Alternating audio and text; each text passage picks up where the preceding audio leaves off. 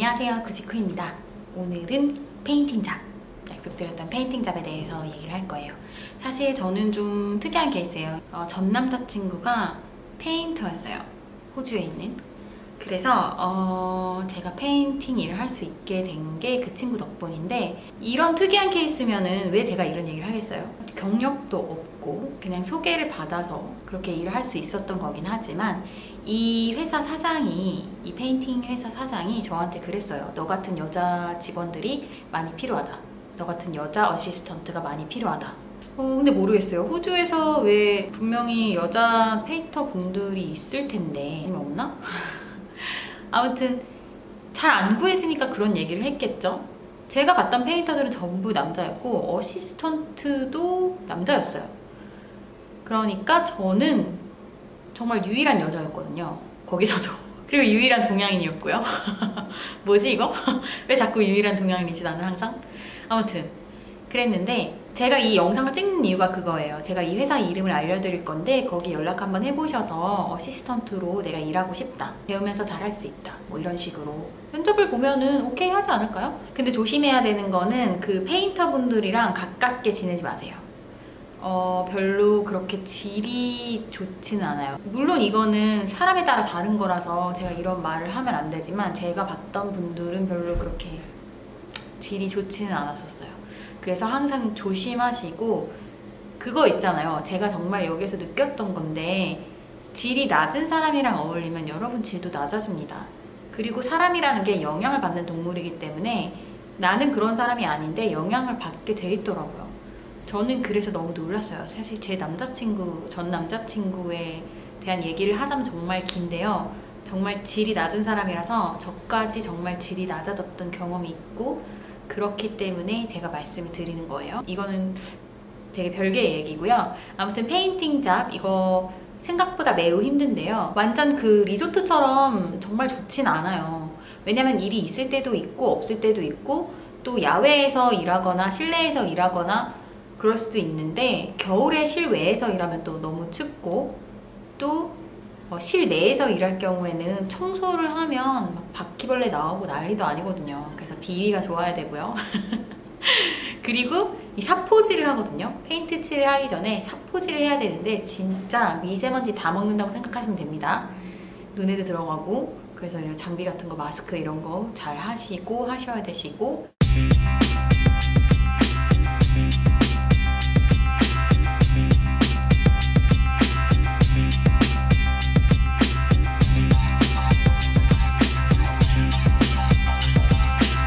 처음엔 $20로 시작했어요. 2017년 6월 이전 호주 최저시급이 17.70달러였는데 날짜를 보시면 5월달이죠. 근데 경력도 없는 저를 $20를 준 거예요. 그리고 6월 6일 이후로 18.29달러로 최저시급이 올랐습니다. 제 시급은 7월에 22.50달러로 올랐고요.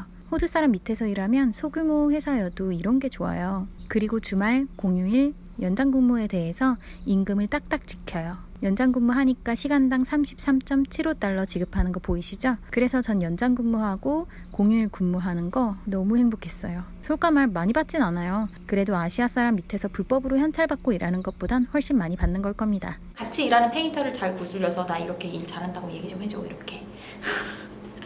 나한테는 이득이니까 뭐 그런 식으로 하시면 되시고, 중요한 거는 이게 페인터랑 같이 이동을 해야 되는 거예요. 그래서 그게 좀 중요한 것 같아요.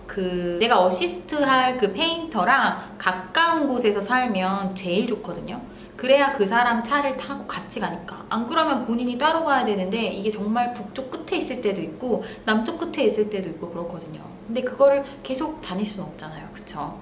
그래서 이 일은 좀 이제 페인터랑 하나가 되지 않으면 좀 힘든 일이라서, 제가 이게 도움이 된다고 올린다고 하면 멍청한 짓이겠죠? 근데 혹시 몰라서 이런 일도 있다라는 걸 알려드리려고 하는 거예요.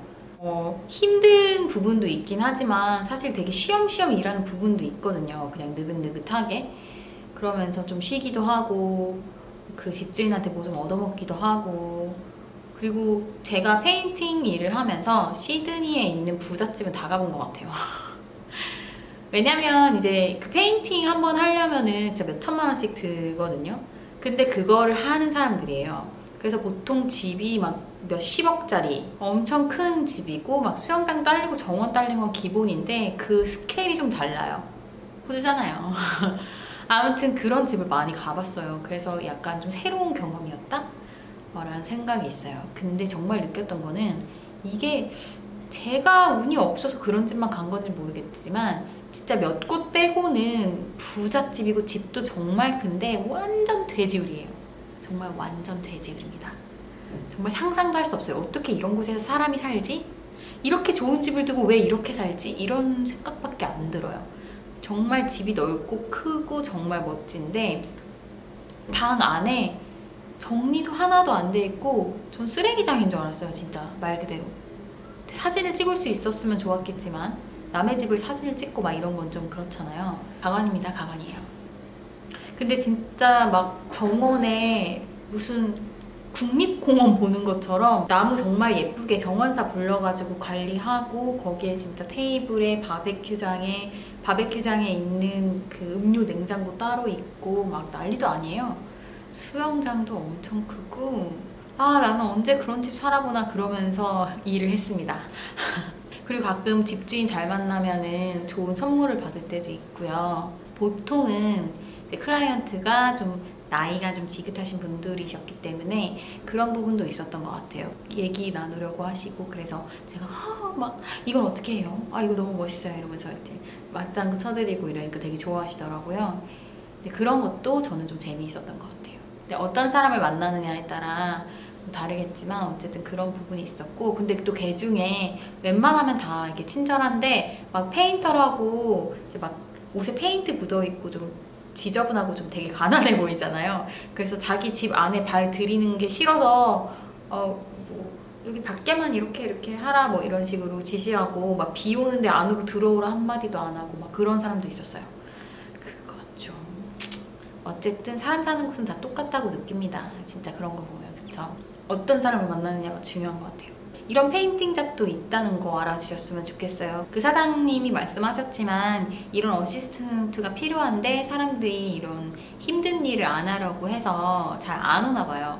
그래서 어시스턴트가 별로 없고 그냥 몇십 년 동안 일을 한 페인터들밖에 없는 거죠. 여행자 같은 경우에는 그냥 경력을 쌓으려고 하는 게 아니라 알바로 그냥 돈 벌려고 하는 거라서 색다른 경험도 하고 돈도 벌고 이렇게 돈만을 위해서 하시는 게 아니라면 뭐 경험해봐도 나쁘진 않을 것 같아요. 근데 이게 좀 애로사항이 많다 보니까 교통편에 그래서 좀 어려울 수도 있을 것 같긴 해요. 그래도 이렇게 여기저기 다니다 보니까 안 가봤던 동네 가보고 이런 것들이 좀 재미있긴 했어요. 근데 이제 밥 먹는 게 도시락을 싸갖고 다니면서 일을 하거나 거기에서 이제 페인터랑 같이 밥을 먹어야 되니까 그런 부분이 좀 불편하고 좀 아무래도 저는 이제 남자친구를 어시스트 했던 거라서 좀 편하고 좋았지만 개인적으로 페인터랑 이렇게 붙어 다니면서 일을 하기에는 좀 어려움이 많을 수도 있죠. 만약에 남자면 괜찮으실 수도 있어요. 남자분이면은 남자끼리 친구 막 이렇게 하면서 같이 가까이 지내고 옆집 살고 그렇게 할 수는 있겠죠? 그건 괜찮은 것 같아요. 그래서 여자분뿐만 아니라 남자분들도 한번 생각해 볼 수도 있지 않을까. 페인팅 어시스턴트. 그리고 막 테이핑하고 뭐 사포질하고 이런 거 별로 어렵지 않잖아요. 저는 물론 페인트 칠까지 했어요. 저는 이제 모르겠어요. 저는 미술고등학교를 나왔는데 그래서 그런지 페인팅을 너 되게 잘한다 처음인데 이러면서 그러면서 저를 시키기 시작했거든요. 그래서 저는 꽤 잘하는 편이었었기 때문에 그 페인팅도 그냥 칠하면 되는 게 아니거든요. 그게 결도 만들어야 되고 또 이렇게 문이 만약에 있어요. 그럼 여기를 페인트 칠을 했어요. 그러면 페인트가 이제 양을 제대로 안 묻히면은 이 뒤로 넘어가요. 근데 그거를 그대로 냅두면 여기 이렇게 똥처럼 모나미 볼펜 똥처럼 페인트 똥들이 이렇게 묻어요. 그래서 페인트를 잘했나 안 했나를 보려면 이제 그 페인트 칠하지 않아야 될 부분에 넘어갔는지 안 넘어갔는지 그리고 창틀이나 이런 그 모서리 같은 부분들 있잖아요. 그런 부분들 뒤쪽으로 페인트가 넘어가서 굳어가지고 이렇게 두껍게 만들어져 있지 않은지 그런 걸 보셔야 돼요. 그렇게 돼 있으면 나중에 페인트 칠을 다시 할 때도 너무 두껍게 이제 똥이 페인트 똥이 있기 때문에 사포질하는 것도 굉장히 힘들거든요. 얇고 정갈하고 깔끔하게 해놨으면 사포질해서 다시 리페인팅 하는 것도 쉽고 보기에도 예쁘고 그렇거든요. 아무튼 그런 부분들이 있어요. 그래서 만약에 너무 두껍게 칠하면 창틀이 안 닫히거나 이런 부분들도 있어서 얇고 적당하게 예쁜 결이 나오게 페인트 칠을 해야 되거든요. 그게 기술이에요. 근데 저는 그걸 잘했어요. 처음 하는데도 불구하고. 그래서 굉장히 센스 있다, 잘한다 해서 벌써 한 달째 제가 아마 페인트 칠을 시작했던 것 같아요. 되게 재밌어요, 생각보다. 근데 이제 막 천정하고 막 이런 거 할 때는 좀 힘들어요. 막 팔도 아프고 허리도 아프고. 그래서 제가 이 경험을 바탕으로 제 방을, 한국에 와서 제 방을 리모델링 한 거예요. 제가 페인트 칠 다 직접 하고 벽지 다 뜯어내고 뭐 이런 식으로 리모델링 할 수 있었어요. 해보니까 별거 아니네 라는 생각을 했거든요. 그래서 약간 경험치가, 여러 가지 경험치가 쌓이면은 난 뭐라도 할 수 있다라는 자신감이 생길 수도 있는 계기가 될 수도 있을 것 같아서 도전하시고 싶으신 분들은 도전하셔도 될 것 같아요. 그럼 오늘은 별로 도움이 안 됐을 수도 있는 제 개인적인 잡 경험담을 한번 얘기해봤어요. 그러면 다음 영상으로 돌아올게요. 또 자? 또 자냐?